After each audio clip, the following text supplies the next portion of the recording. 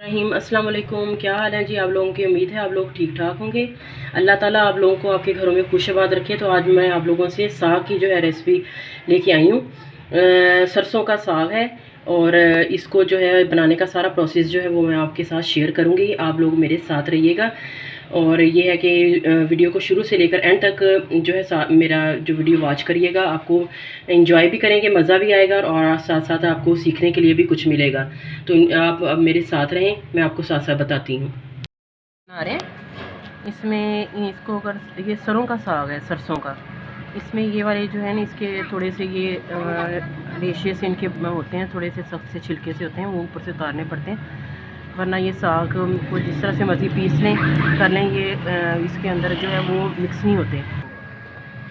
ये 5 किलो साग है तो उसमें हम लोगों ने 2 किलो जो है पालक डाले हैं और पाव जो है वो बात हुए इसके अंदर जा रहा। और जो मिर्चें हैं वो फिर आप अपने अकॉर्डिंग टू नीड जो है जिस तरह आप लाइक करते हैं ज़्यादा डाल सकते हैं।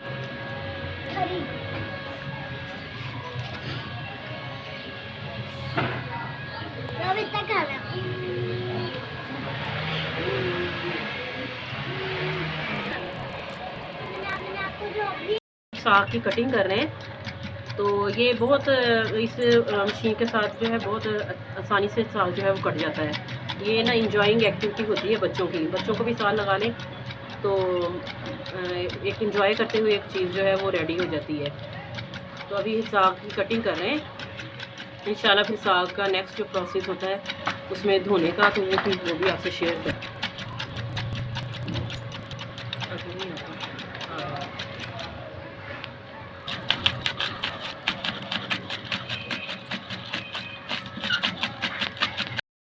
अच्छा जी, साग कटिंग करके जो है वो मैंने धो लिया है अच्छी तरह से पानी से। अब मैंने ये पतीले के अंदर पानी रखा है, हल्का से इसमें बबल्स बनने लगे हैं, तो अब मैं ये साग इसके अंदर डाल रही हूँ।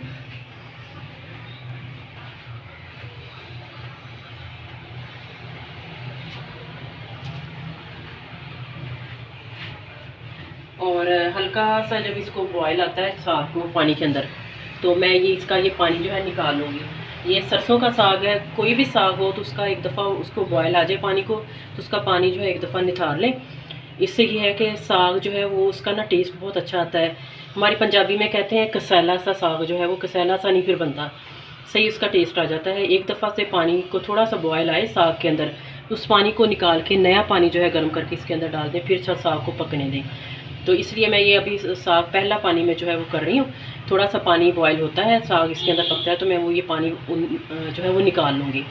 अभी मैं सिंपल इसमें साग जो है डाल रही हूँ।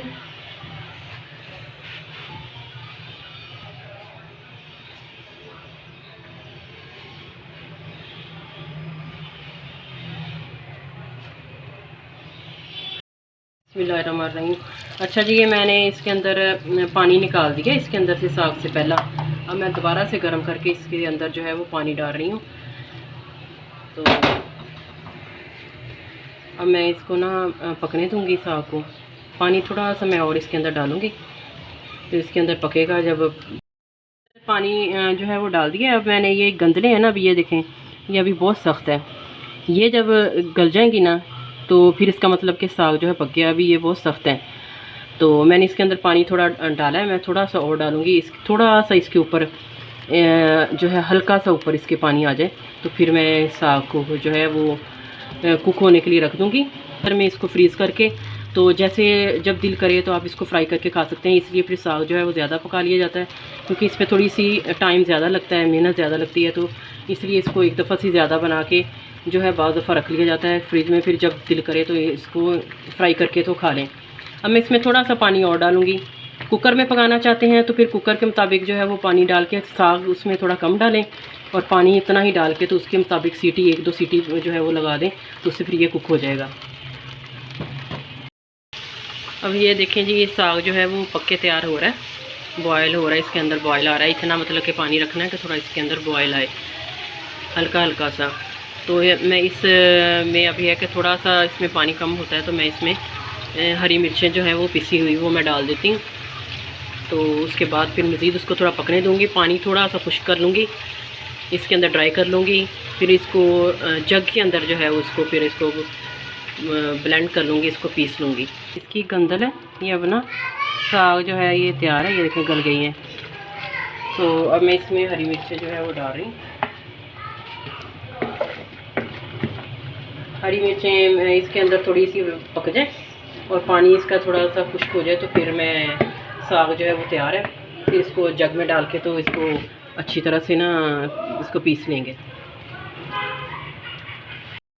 वो हमारा बन के तैयार हो गया था। अब इसको मैं जग के अंदर डाल के तो अब इसको जो है वो मैं पीस रही हूँ, इसको ब्लेंड कर रही हूँ। तो इसमें मैंने साग डाला है और थोड़ा सा आटा डाला है, तकरीबन 3 से 4 टेबल स्पून जो है मैंने आटा डाला है इसके अंदर। इसको पीसने के लिए हमारे बड़े जो थे वो साग में ये आटा डाल के, इसमें गंदम का आटा भी हो सकता है, इसमें मकई का आटा भी डाल के, तो वो इसको जो है अच्छी तरह से घोट लेते थे डंडे के साथ। तो ये है कि अब थोड़ा सा उसको आसानी करने के लिए हम लोग इसका जग का इस्तेमाल कर रहे हैं, ब्लेंडर का।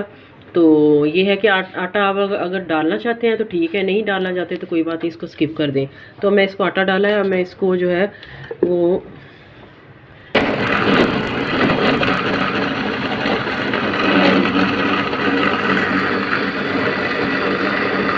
ये देखिए पिस के, अगर आप थोड़ा सा मोटा रखना चाहते हैं तो इतना मोटा रख लें, अगर थोड़ा बारीक करना चाहते हैं तो थोड़ा सा और मज़ीद इसको चला लें जग को। साग बनाने का जो प्रोसेस वो कंप्लीट हो गया है। तो अब मैं इसके अंदर जो है साग को फ्राई करने लगी हूँ। मैंने इसके अंदर एक प्याज लिया है और ऑयल लिया है, इसको मैं फ्राई कर रही हूँ। आप घी भी ले सकते हैं, देसी घी भी ले सकते हैं, ऑयल भी ले सकते हैं, जो आपको अवेलेबल हो इजीली, तो वो आप उसको इसमें यूज़ कर सकते हैं। टेस्ट बहुत अच्छा आता है। ज़्यादा तो देसी घी का आता है, लेकिन यह है कि इन चीज़ों से भी इतना ज़्यादा फ़र्क नहीं पड़ता। इसको थोड़ा सा ये गोल्डन ब्राउन होते हैं तो मैं इसके अंदर जो है वो साग ऐड कर दूंगी। आप इसमें अदरक वगैरह भी यूज़ कर सकते हैं और दूसरी चीज़ों से भी मतलब तड़का लगा सकते हैं। इसमें नमक मिर्चें भी यूज़ कर सकते हैं। अब मैं साग डालूंगी, मुझे लगेगा कि नमक थोड़ा सा कम है तो मैं नमक इसमें और ऐड कर दूंगी, क्योंकि ये है कि साग बनाते हुए जब पक रहा था उस वक्त भी मैंने नमक डाला था और उसको पकाते हुए जब पानी में पक रहा था। तो अब ये है कि मैं अब दोबारा से इसमें चेक कर लूँगी कि अगर मुझे नमक कम लगा तो मैं नमक और डाल दूँगी। ये तकरीबन मेरे गोल्डन ब्राउन हो गए।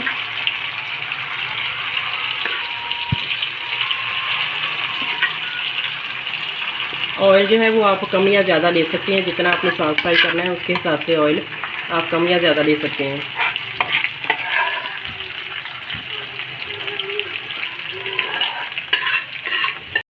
ये हमारा साग जो है वो फ्राई हो गया। अब मैं इसके अंदर जो है वो धनिया डाल रही हूँ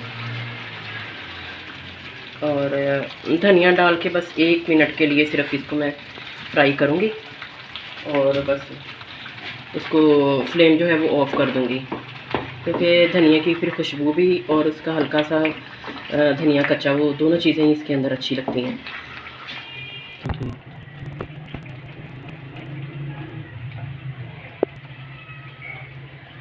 अब ये मैं साग डाल रही हूँ इसके ऊपर और साथ में आप देसी घी डाल दें, मक्खन डाल दें, जो आपको सही लगे। तो ये मेरी जो है साग की रेसिपी की फ़ाइनल लुक है। उम्मीद है आप लोगों को मेरी ये रेसिपी पसंद आएगी। पसंद आए तो मुझे ज़रूर कमेंट्स में बताएं। मेरी वीडियो को लाइक करें, मेरे चैनल को ज़रूर सब्सक्राइब करें, मेरी इंकरेजमेंट के लिए, मेरे हौसले के लिए, ताकि मैं आपके लिए अच्छी से अच्छी वीडियोज़ जो है वो लेके आती रहूँ।